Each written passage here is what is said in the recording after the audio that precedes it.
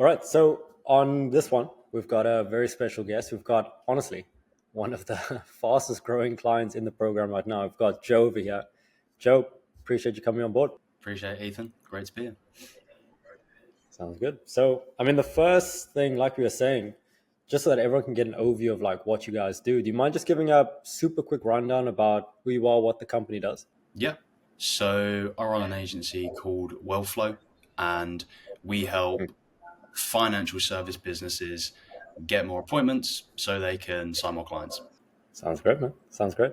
And then for this one, what I wanted to do is going back to when we first met, when we first started speaking, which honestly isn't that long ago.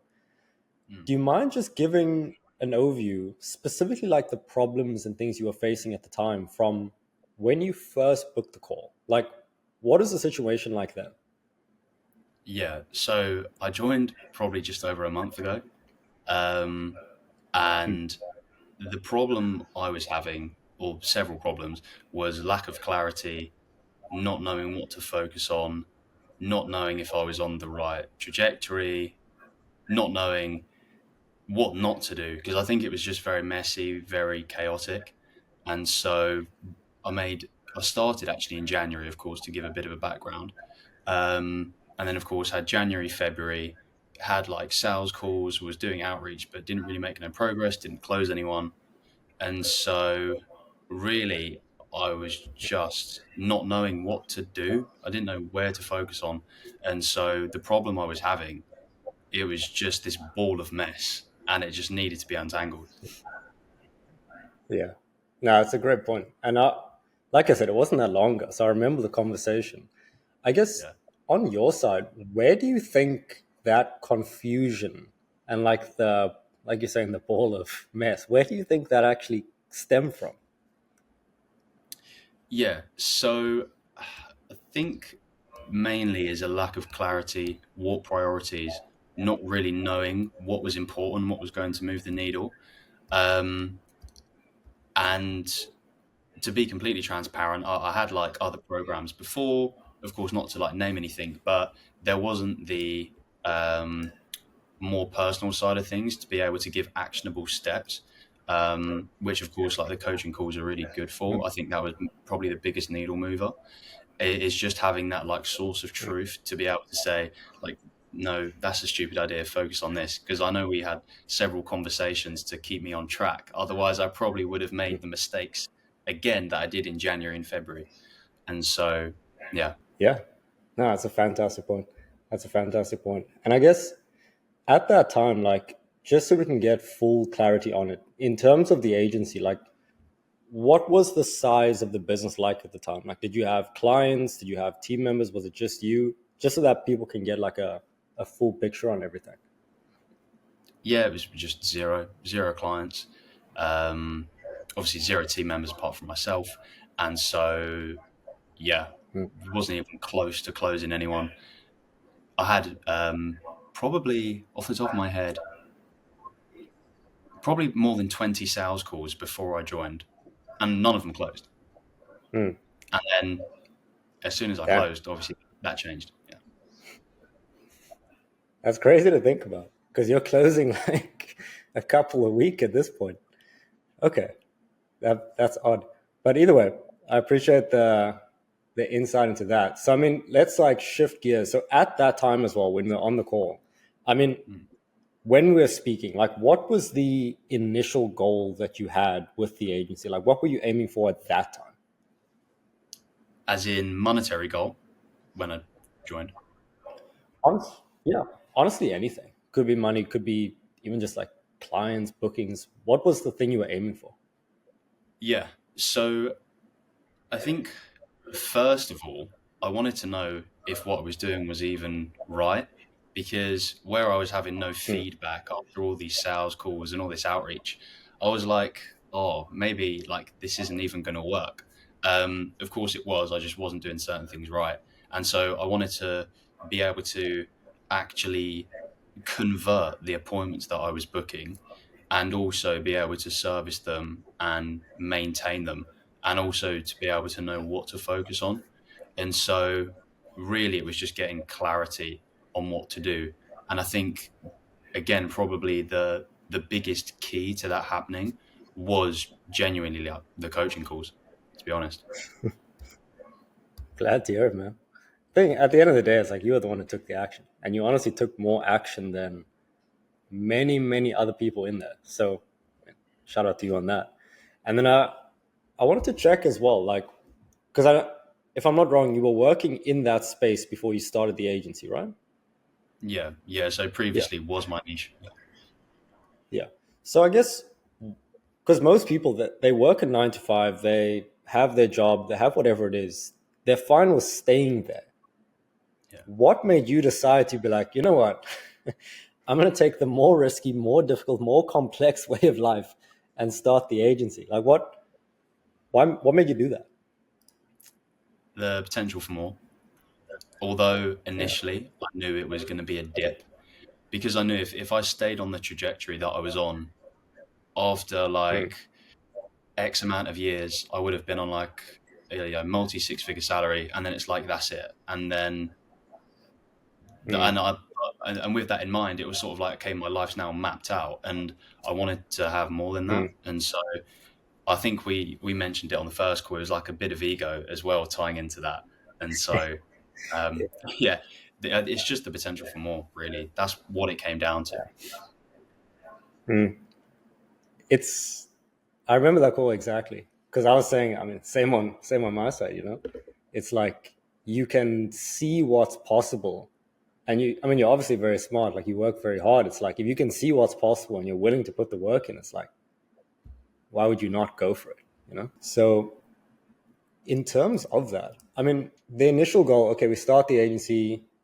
Obviously, you feel like you can do more. You want to make more money. I guess at that time, like how did you want the agency to look?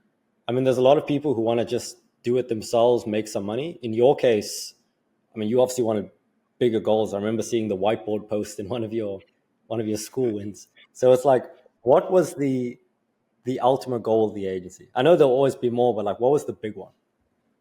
Yeah, great question. So I think for me, before I joined the program, I read like a handful of books on like working on the business and like systems and ops, which of course like you go a lot into, which I resonated with. And so the goal was to always work on the business and not in it. And what I was doing Mm, previously, I was forever going to be working in the business because I was trading my time.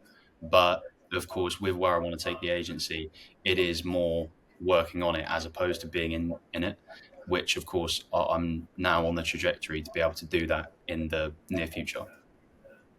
yeah, 100%. I mean, you're extremely close. We had the conversation yesterday, I think the day before as well. It's like you're making that transition now. So I guess going into obviously we had the call, obviously we had the conversation, you signed up, all of that. I guess what were the first after joining the program? What were the first like aha moments or takeaways that you got after joining? Yeah, great question. So I remember I got a lot of clarity when we had that first like one-on-one call, if you remember. Hmm. And Oh yeah. it was just like a aha moment because it was just like everything that I'd been doing previously, it was like scattered. I wasn't focusing on what was actually going to move the agency forward. And then it was just the list of actionable items to hit every day. And then, of course, as a byproduct, it was actually going to move everything. And so that was one of the main things. And then ongoing from that, it was really just staying on track. I think obviously you know about there was a few times where I still wasn't sure if I was doing the right thing, and it was just making Yeah. sure I didn't make any stupid mistakes. And of course, that accountability sort of just ensures you don't do that. No, I remember completely. But that was great. That was great. Okay. And then I mean, because there's a lot of people who watch these, a lot of them from the program, so they're probably seeing this and like, man, Joe moved super quick. What do you think contributed to you signing what, like 10 clients in like 4 weeks? I don't know the exact number. I just know it's a lot. what contributed to that like compression in time? How did you move so quick? Just, well, a lot of sales calls, to be honest. So Yeah. I'm probably doing like to be honest, between 2 and 4 sales calls a day. Um, and Hmm. of course, that's just from doing a lot of outreach. And actually, to break this down, so in January, I reached out to less than 100 people. In February, less than 100 people. And then come March, it was like 380, obviously, when I joined. And then this month already, like over 200. And we're not even, well, we've still got a week left and a bit.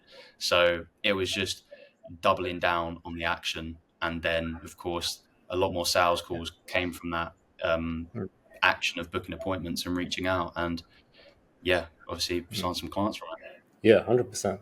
100%. And it's like there's a lot of people who are running an agency and they're Mm. focused on a million different things, like the website, doing podcasts, traveling, like all these things. And it's like they're making Yeah, like 3K a month. But for you, it's like you were so dialed into what are the things that's actually going to move the needle. It's like yeah, booking sales calls. And you just did that very yeah. well as well. On the sales call side of things, because in the past you were saying like you had like 20-ish sales calls and didn't close. What actually changed between that and now where you're closing a lot? Yeah.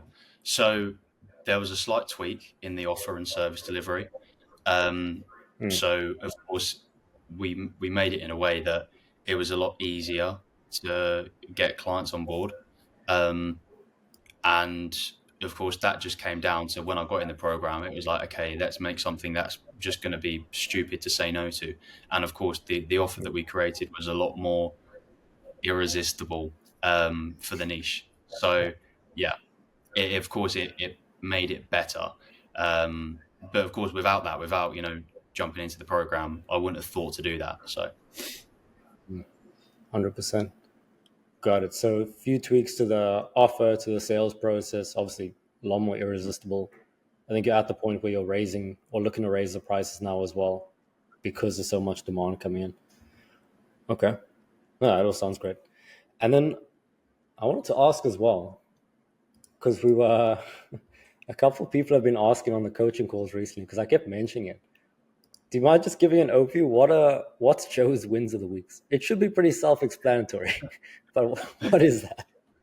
yeah, so it started as a bit of a joke because I noticed that I posted wins on a Friday without realizing it, and then like Yeah, on like the second, no, it must have been the third week because I did it like on the first Friday in the program, then the second Friday, and then on the third one, I was like, oh, let me just start yeah, Joe's win of the week. And so then that started it.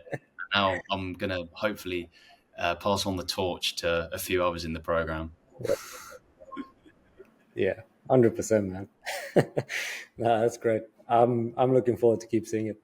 And then the next thing I want to ask, because you're in the program, you see there's people who are, I mean, some people are making 300,000 a month. There's some people are making zero a month.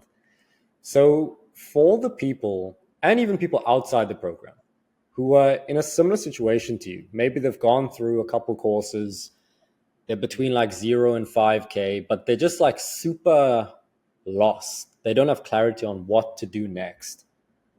What advice would you give them to actually get that clarity, know what actions to take, and like, feel like they're making progress? Yeah. So honestly, I think the best decision I've made for the business, of course, was jumping in. And so if you are sitting on the fence, Ethan hasn't like obviously told me to say this, but if you are sitting on the fence, it genuinely was like the best decision I made that moved the business forward. So I think just getting the clarity is invaluable, um, because of course I've generated more ROI to get in, and it's been a month. So and to give obviously someone an idea as well, paid yeah, a lot more for other programs in the past and didn't make as much progress as I had here. So it really is, um, yeah, game changer. So that's what I would say to that. And ultimately, yeah, it just is not having those warp priorities and getting someone who's been there and done it to be able to keep you on track and to not make any silly mistakes. You're a legend, man. I appreciate it. I really do. Mm. And one of the things I wanted to get an idea of, because now it definitely sounds like I paid you to say that, but one of the things I also wanted to get an idea of, I mean, just out of curiosity, in terms of for you, what are the next steps with the agency? Because I mean, at this point, just to recap for you and for everyone, it's like you've built a great offer, you're booking calls consistently, you know how to close, you're closing deals consistently, you've signed near a dozen, if not more, clients already. I mean, what are the plans after this for you? Yeah, good question. So I think the plan is to just keep scaling until we've just rinsed and repeated what we're doing in the current market, which is in the UK, and then we'll probably copy and paste into the US, which seems like the best next move. But then again, we might get to a certain point in MRR and decide to do a more leverageable model. But again, that might be a conversation for another time. But there's a lot we can do with it. That's the thing, and yeah, it's definitely opened up doors. Yeah, glad you didn't say change niche. Yeah, but no, 100%. It's like you're ready to scale pretty quick. So I'm sure we'll definitely schedule a call and we'll talk about it just to map out what the road ahead looks like. But before we end things off, I mean, it's a great call. I mean, every time we speak is a great one. Where can people find you, like socials and everything like that? Yeah. So I don't have like Instagram or YouTube or anything because I'm in monk mode. But Oh yeah, you, I forgot. you can find me on LinkedIn if you want to see some financial services content. Um, but yeah, there's Yeah, probably not a place you can find me apart from LinkedIn. fair enough. Forgot about the monk mode. Yeah, it's like because whenever I do this, it's always like these new fans that you just end up getting who just come out of the cracks. It's like Joe's the man. So I'm sure they want to search it up. But either way, man, just want to say you are actually crushing it. Sometimes I forget it's only been a month since you joined, but appreciate you hopping on for this one. I think we'll end it there. Otherwise, talk to you very soon, man. Yeah. Cheers, Ethan.